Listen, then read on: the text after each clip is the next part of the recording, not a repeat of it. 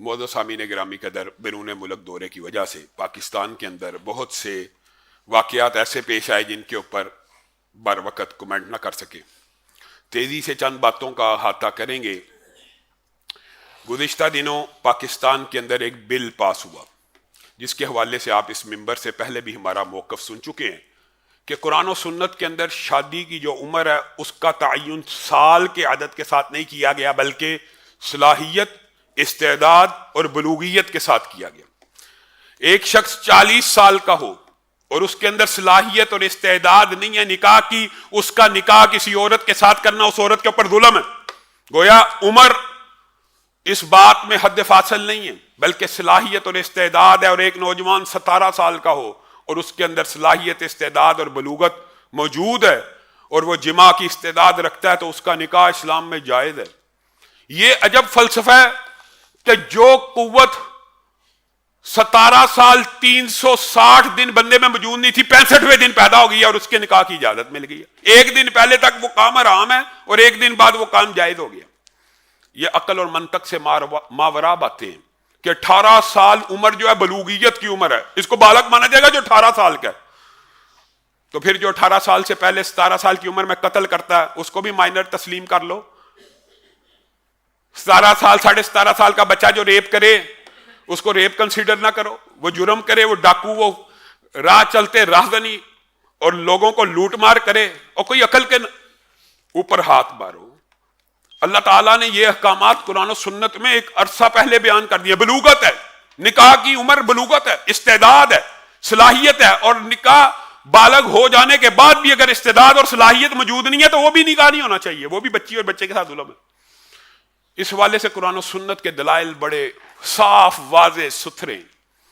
मौलाना फजलुर रहमान साहिब ने इस बात के ऊपर कौमी असम्बली में बयान दिया और अवामी राय आमा को हमवार किया और उन्होंने एक अहले सुन्नत का बुनियादी मौक़िफ़ बयान किया, ला ताअत ली मखलूकिन फी मासियतिल खालिक। अल्लाह की नाफरमानी में मखलूक की इताअत कभी नहीं हो सकती और यह फैक्ट है।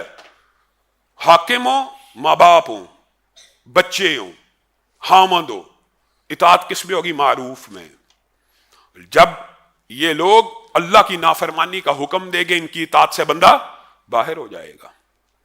मौलाना ने कहा मैं इस कानून को नहीं मानता। हाफिज अब्दुल्ला ने कहा मेरी अपनी बच्चियों की उम्र 16 से 17 बरस के दरमियान थी जब मैंने शादियां की। आप कैसा कानून पाकिस्तान में नाफिज करें? खिलाफ सुन्नत, खिलाफ शरीयत कौमी असम्बली ही अगर कोई कानून क्यों ना बनाए वो रद्दी की टोकरी के अंदर फेंके जाने के काबिल होता है। ये बात फैक्ट है, हकीकत है। तो शर्मिला फरूकी साहब ने कौमी असम्बली के अंदर आवाज उठाई कि मौलाना फजलुर रहमान को भी पकड़ना चाहिए, यह कानून तोड़ता है। जो बंदा मुल्क के अंदर इस्लाम पसंदों और दीन पसंदों की आवाज को बुलंद करे, मेरी जमात के साथ उनका ताल्लुक नहीं, लेकिन उनका मौक़िफ़ दुरुस्त है कि पाकिस्तान इस्लाम के नाम पे बना।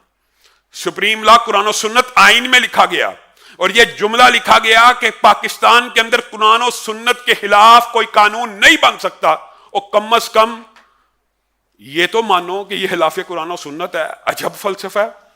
और भाई सूद चल रहा है, और भाई सूद चल रहा है मुआशरे में, लेकिन क्या सूद लेना, खाना पीना जायज हो गया?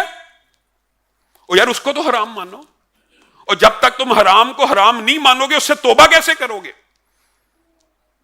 हम शर्मिला फरूकी साहिबा के इस बयान की मुजम्मत करते हैं और हुक्मरान तबके से यह बात कहते हैं होश के नाखून लें, अपनी जुबानों को लगाम दें। और दुख की बात आपको बतलाऊं, अनिल कुमार ने सिंध असम्बली में बिल पेश किया एक कि शराब के ऊपर पाबंदी लगा दी जाए। हिंदू मजहब से ताल्लुक रखने वाला वो अजीम इंसान वो कहता है शराब के ऊपर मुल्क में पाबंदी लगाई जाए, और सिंध असम्बली का एक नुमाइंदा खड़ा होकर कहता है ये जी बहुत बड़ा तबका शराब से महरूम रह जाएगा, ना लगाई जाए। मुसलमान है, वो हिंदू है, ये मुसलमान है जिन्हें देख के शर्म आए यहूद। सिंध असम्बली का एक बंदा उठ के अपोज कर रहा है और सिंध का वाइस चांसलर नशे में धुत गाने गा रहा है। ये मुसलमान है, ये इस्लाम है। पाकिस्तान आइन और कानून पाकिस्तान का आइन कानून इस बात का मुतकादी है कि पाकिस्तान में सुप्रीम लॉ कुरान और सुन्नत है, और इसके अलावा जो भी कानून आप मिल के पास कर लें, जितना मर्जी बेहुदा हो, हमारी जूती के नोक के ऊपर है अगर वो कुरान और सुन्नत से मुतसादम है, नहीं मानते। आप ये समझते हैं ये एक मौलवी की आवाज है? ये पाकिस्तान के हर इस्लाम पसंद की और दीन पसंद की आवाज है। कुरान और सुन्नत के खिलाफ किसी भी कानून को नहीं माना जा सकता। और बाद लोग,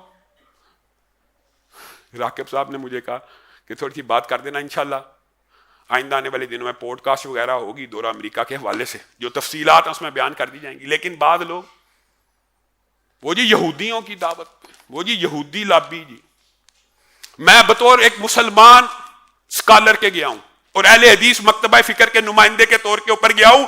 यहूदियों की नुमाइंदगी आपको मुबारक हो, आपकी जमात और आपके लीडर काफी हैं उनकी नुमाइंदगी करने के लिए। हम इस्लाम की नुमाइंदगी करने गए, वहां फलस्तीन के मसले को, कश्मीर के मसले को और बैनुल मज़ाहिब हमआहंगी के अंदर मुसलमानों का जो मौकफ है उसको बयान करने के लिए गए थे।